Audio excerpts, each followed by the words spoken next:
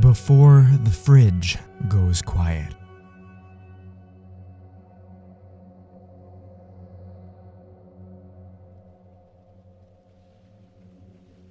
The date was March 22nd, 1958, and the account ledger read 16,000 rupiah. In recent years, the charity had been funded on 300,000 rupiah a year, and that sum had felt like starvation more often than it hadn't. Yesterday, the girl found her way to the doors of the Toba Mission Clinic. She'd been standing by the stilted porch, dwarfed among the banana leaves and bamboo shoots. Director Elias Graff heard lake pebbles striking the clinic's tin roof, their percussion nearly lost beneath the whistle of mountain thrushes and the squeals of fruit bats newly roosted in their fig trees. The girl had a raging fever and winced, resisting, when they tried to tilt her neck forward. Her gaze bore into Elias, though only one of her eyes could keep from drooping, as if she were fighting a slumber from which she'd never wake. Nama saya Lestari, was all she said before she collapsed on the doorstep. My name is Lestari. It was the only full sentence she'd spoken. Pak Damon, the clinic's last remaining volunteer, had propped her upright in the cot by the admin office. Pikiran Tengalum, he said of her ailment. Drowning mind. A hand-drawn lumbar puncture by lantern light, and a protein strip darkened against the yellowish spinal fluid, confirmed tuberculin meningitis. The terms made little difference. Mycobacterium had set fire to the lining of Lestari's brain, summoning fluid that deluged her thoughts and memories beneath its tide. But all of that was only yesterday.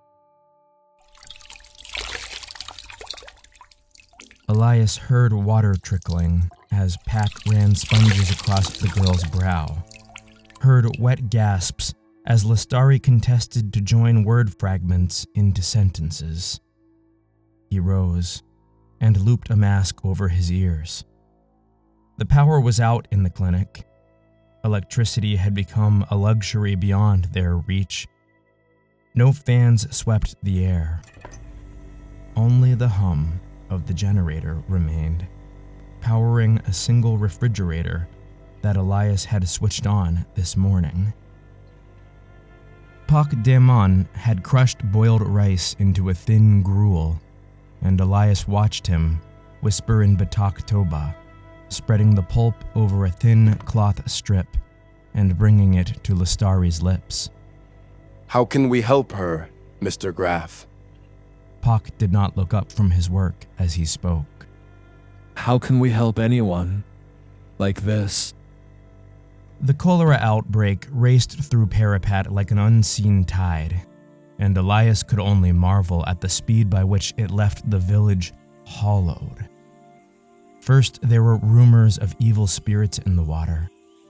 The first cholera cases were admitted to the mission clinic less than 12 hours later. Another 12 hours, and the cots were overflowing, the intravenous fluids depleted. 12 more, and they'd used 2/3 of their tetracycline and all of their chloramphenicol on hand. Volunteers had been boiling and cooling water around the clock, pinching in salt and sugar and rice starch in a straining effort to keep the patients from drying out before their very eyes. Where Lestari was propped, a mother of 7 children had lain days ago. Her lips white and cracked, her chest rising too fast. Elias had watched her eyes glaze over, even as a volunteer ladled the salty water to her lips.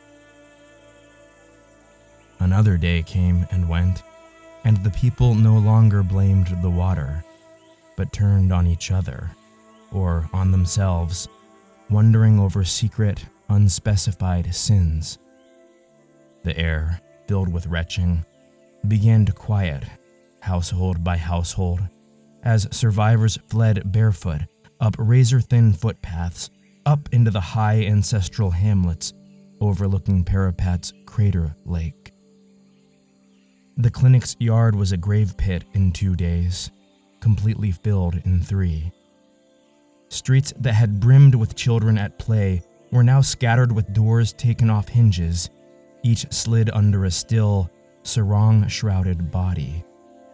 The village that had smelt so strongly of frying shallots, of sweat and saltfish, now smelt of lime and ash, scattered over bodies by families too wary to bury their own dead. A final day passed, and Elias's volunteers fled along with the survivors. In Sumatra, Indonesia, the outbreaks were more common than you would think. And Parapat, home to the Toba Mission Clinic, was no stranger to the sweep of death. Elias knew that Lake Toba had once been a volcano, its eruption so vast that ash covered the sky for 1,000 years, driving humanity to its narrowest known bottleneck. 3,000 people. Perhaps the smallest we've ever been. As of today, Lestari was the last known living soul in Parapat, besides Elias and Pak themselves. She did not have cholera, though that was hardly a kindness. But all of that was only last week. Lestari's murmurings were louder now, more insistent. What is it, Pak? The word she keeps saying. I don't know it. Turian, Mr. Graf. A word like Serita, our word for bedtime story. But it is much more than a sleep tale. Turian. It is ancestral, older than the ash that sleeps beneath Lake Toba. It is the story that remembers who you are when your own soul fails to remember itself. Lestari tried to curl to her side, but only managed to claw at her blanket. A story won't save her, Pak. Neither will we. It's time to say aloud what comes next, before we bury the clinic and the girl in the same grave. And still, the ledger lies open. Much can be done with 16,000 rupiah. Elias threw up his hands, ashamed to be tallying numbers while Lestari struggled in and out of lucidity, mere feet away. 16,000. Enough to settle debts and shutter the doors. Any other hope has already died in the margins. Hope is a strange coin.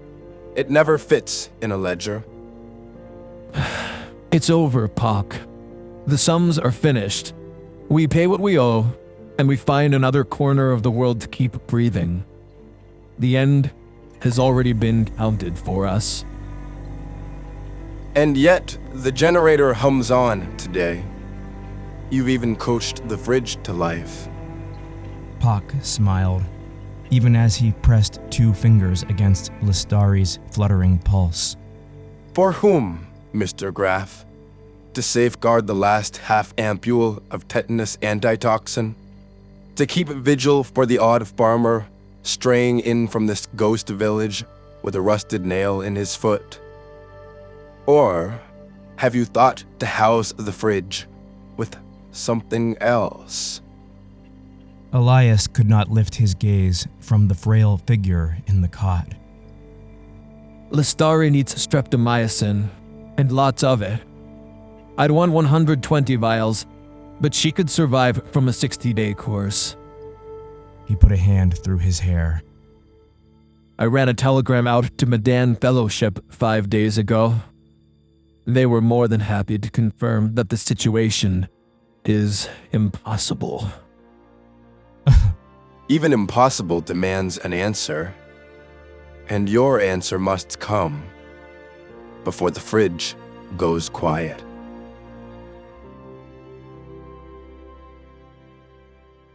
Elias had known Pak since the mission clinic was a scattering of tents and crates in a staked-off 2-acre footprint. The road that braided the two men together had begun far from Sumatra, in a Europe cracking under fire.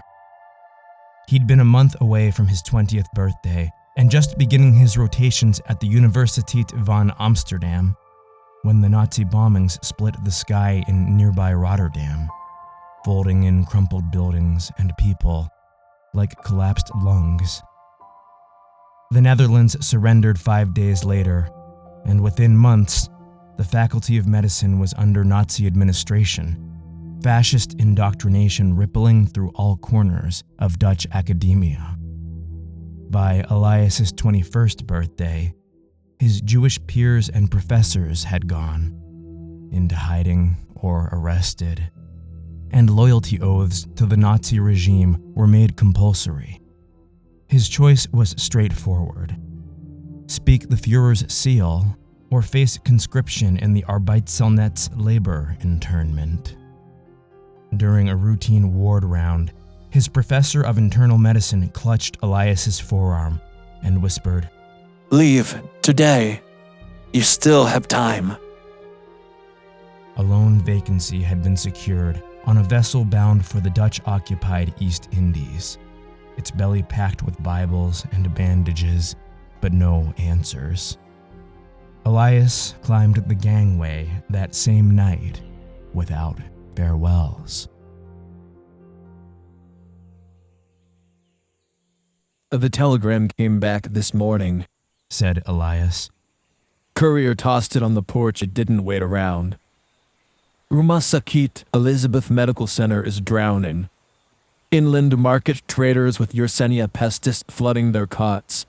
Highland herders dragging in with brucellosis. Not a single vial of streptomycin left. Pak's brow tightened. Then where? Tan Tock Sen Hospital. His shoulders dropped. Singapore. Chiri. Listari's voice thinned, then softer, like a thread straining under enormous weight. Chirien. Story.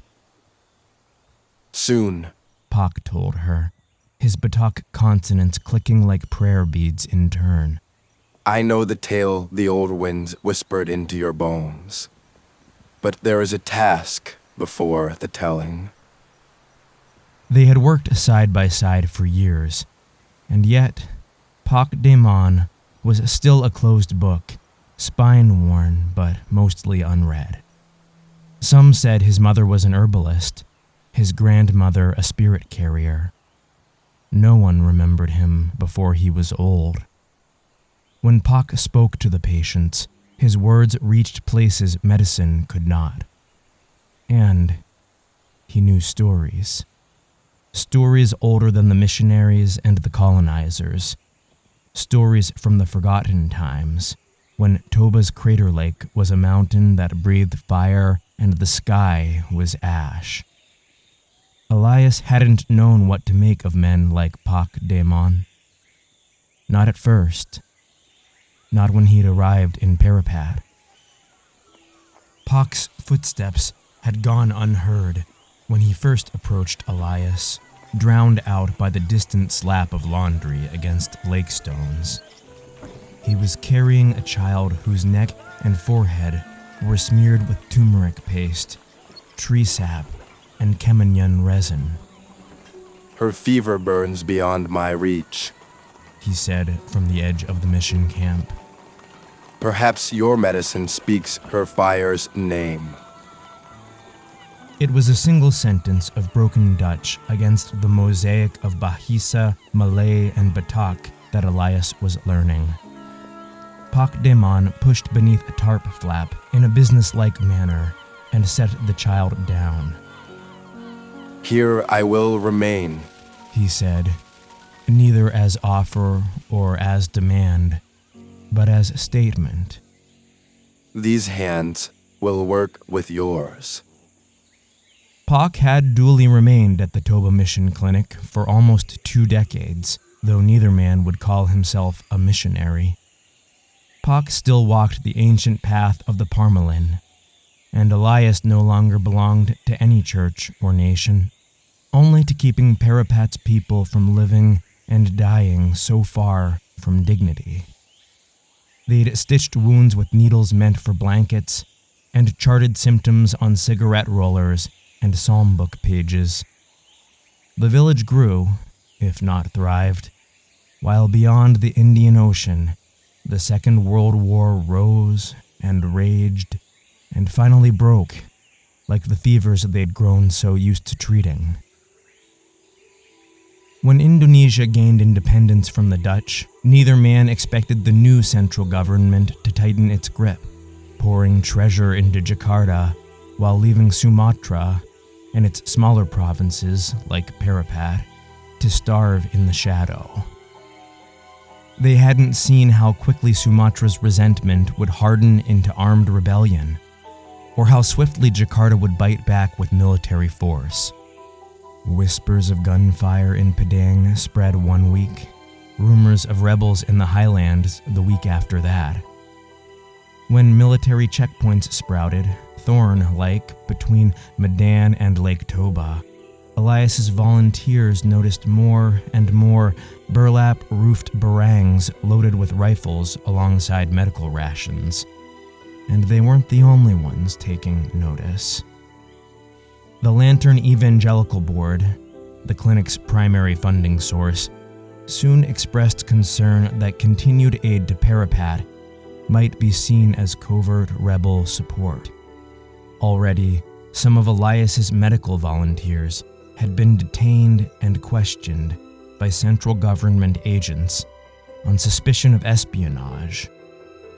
The board's avowed calling was to heal the sick at all costs, lighting the path to the great physician. But the souls of Parapat, it seemed, were not worth the price of choosing sides. The final subsidy had withered on the wire of a 23-word telegram. Operations deemed untenable given recent tensions stop. Faith remains but funds discontinued indefinitely stop. Pray for guidance. Stop. He is in control. Stop. But all of that was only last month. And it had left the clinic where it was today.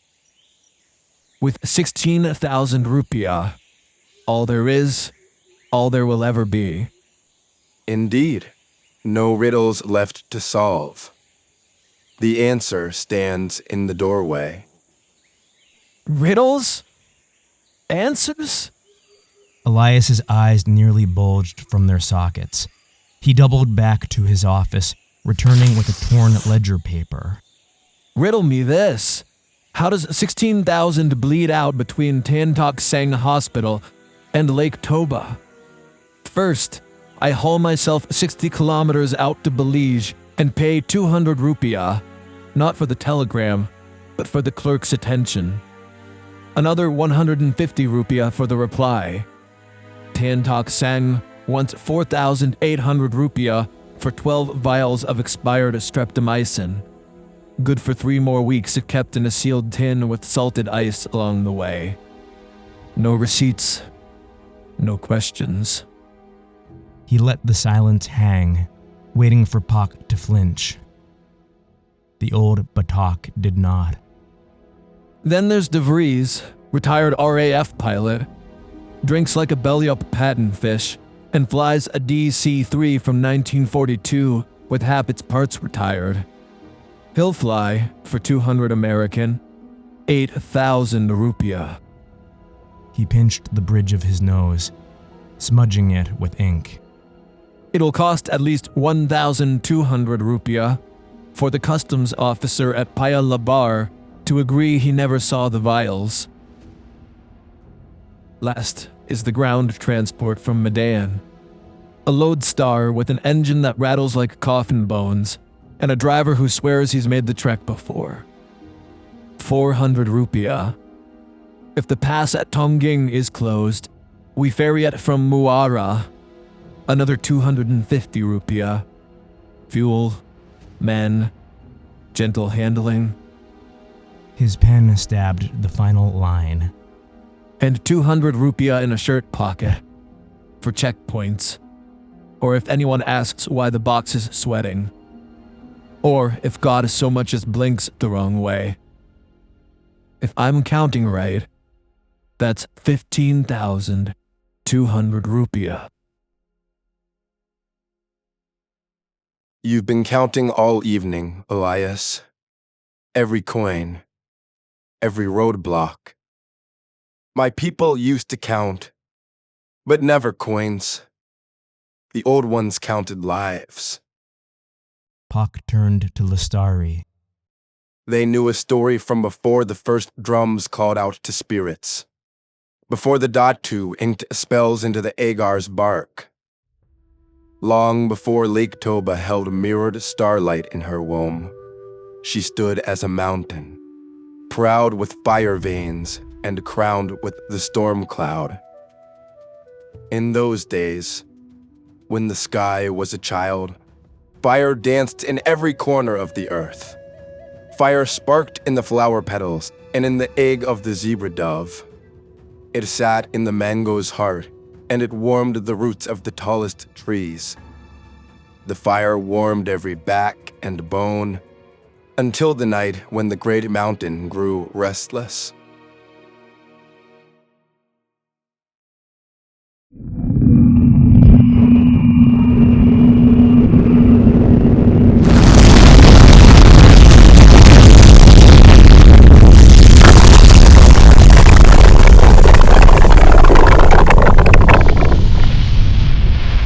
With a great boiling crack, the world's spine broke beneath her. She cast forth a mesh of blood-bright marrow, and she wept black rain. The ash was so thick, even the moon forgot her face. The sun wore a shroud woven from the mountain's soot, and no light escaped to warm the world. Snow fell for the first time, colder than bones and thick as cloth. The rivers froze into glass coffins, the best fish staring out like trapped ghosts, sealed away within arm's reach. And the fire died across the world, barely remembered.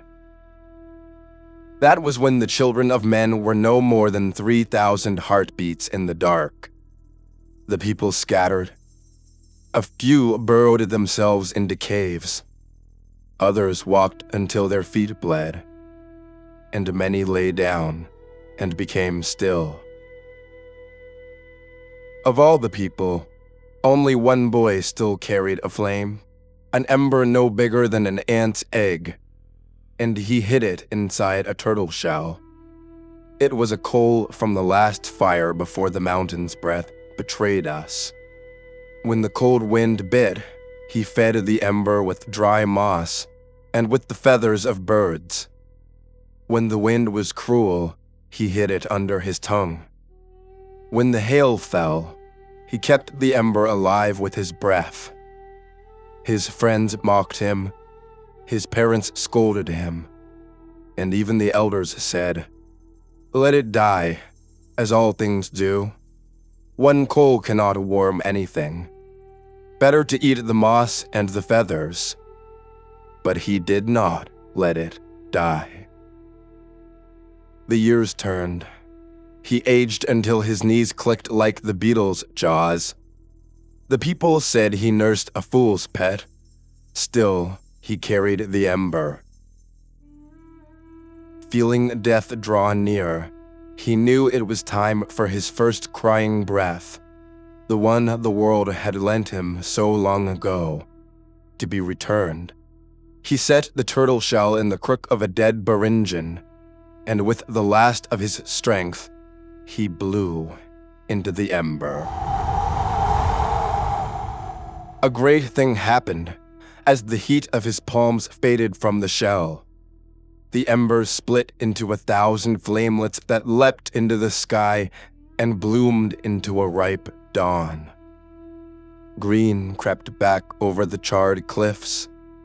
Rivers sang once more, fat with fish. Orchids opened their tongues to the rain. And that was the first sunrise after the long dark. So it is that the light first came back to us because one man decided it might. There was an ache in the room now that no one could name. Then, Lestari's eyes flickered. She found no sentence, no plea, only one word. Molliate. In her people's tongue. Thank you.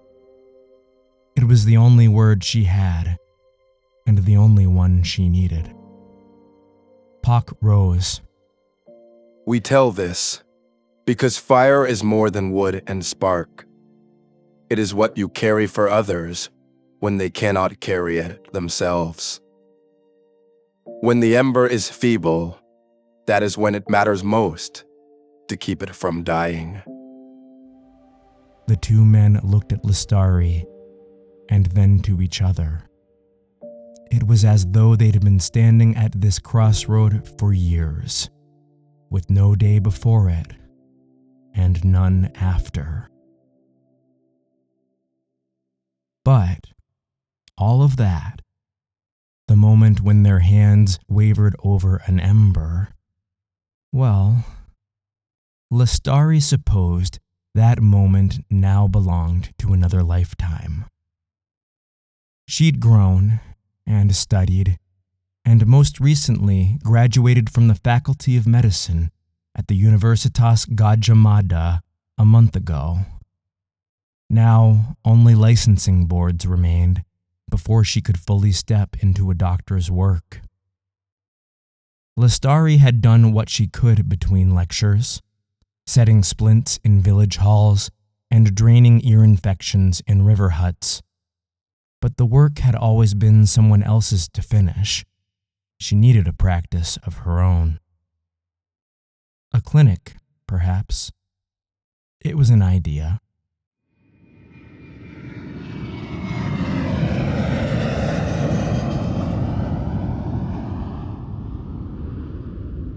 She flew from the university town of Yogyakarta to Medan, then rode a shared taxi east until the half-remembered sense of coffee groves and clove trees drifted in from the slopes over Lake Toba. Had it only been 20 years since she stood here, swaying like a reed in the wind at the porch of the Toba Mission Clinic? It turned out that 40 of the remaining rupiah was more than enough to ferry them safely to Tigaris and for safe passage to Pemantang Siantar. Medical work was plentiful in that city. Elias was skilled and Pock was practiced, and they had happily made ends meet, sleeping in a borrowed room above a shop front, Lestari tucked protected between their two mats. They traded medical care for chilies and eggs, and sometimes, wonder of wonders, actual money. Elias held ledger space for every person that darkened their doorstep, and Pock knew a tale woven for each patient's soul. And Lestari did little at first, but she carried what could not be bound by either man. Every face, every tear, every touch that passed through their care was remembered. Slowly, between the three of them, an ember brightened.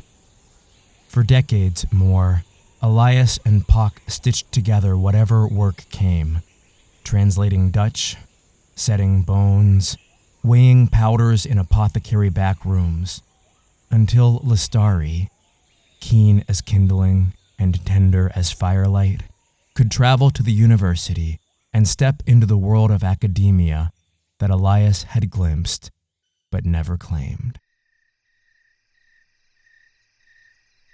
Lestari couldn't say for how long she stood in front of the abandoned land stake that had once been the Toba Mission Clinic. Only the building's foundation remained. She shrugged a knapsack from her shoulder and pulled out 2 unengraved urns. A landslide took Elias 7 years ago on the Tongging Pass, along the very route he'd once mapped with such care for streptomycin vials. A mosquito bite undid Pak 6 years later, dengue fever claiming him on the first day of her graduating year. She set about building a fire, gathering kindling as the dusk deepened. Each twig and leaf she had laid seemed to carry a memory. The clinic, the Great Lake, the volcano that had once been. She thought of the choice that had been made, and the sacrifices that followed. She thought of Pak's story, the ember that outlived the dark, and of how, years later, she had studied the Toba supereruption in an early geology prerequisite. How the mountain's eruption had cast the world into a volcanic winter, choking humanity down to the smallest population we'd ever been. 3,000 humans across the entire planet. It struck her, even now, how closely Pak's Turi mirrored the events that now fascinated geologists and geneticists. Perhaps she had never given enough credit to how far a story can carry the truth. Perhaps none of us have. Lestari thought of the past, the future, and the work ahead, and what it would cost for her to carry it through. She struck flint, and the spark caught. Flamelets spread across the kindling, gold teeth biting through bark, then licking upwards into sticks and leaves and little branches. For a moment, she felt the whole of humanity, 3,000 precious souls, and everyone that had come after, breathing beside her in the dark. She opened the 2 urns and poured them into the blaze, whispering a single Batak word. Moyet. Thank you. Finally, Lestari sat in the silence, watching their embers glow and rise, twisting into stars, weightless and free, as at last, her 2 fathers returned to the same story that had carried her all along.